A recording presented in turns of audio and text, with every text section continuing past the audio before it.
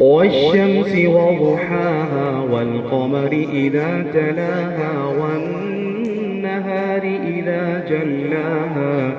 والليل إذا يغشاها والسماء وما بناها والأرض وما طحاها ونفس وما سواها فألهمها فجورها وتقواها قد أفلح من زكاها وقد خاب من دساها كذبت ثمود بطغواها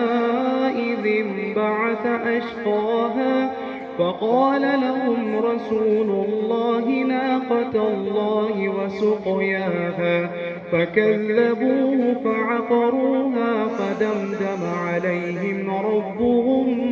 بذنبهم فسواها ولا يخاف عقباها